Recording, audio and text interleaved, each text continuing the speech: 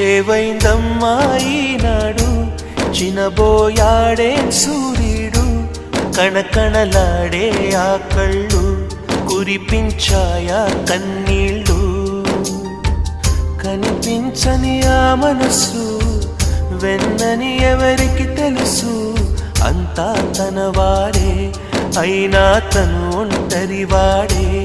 ఏవైందమ్మా ఈనాడు చినబోయాడే సూర్యుడు కణకణలాడే ఆ కళ్ళు కురిపించాయా కన్నీళ్ళు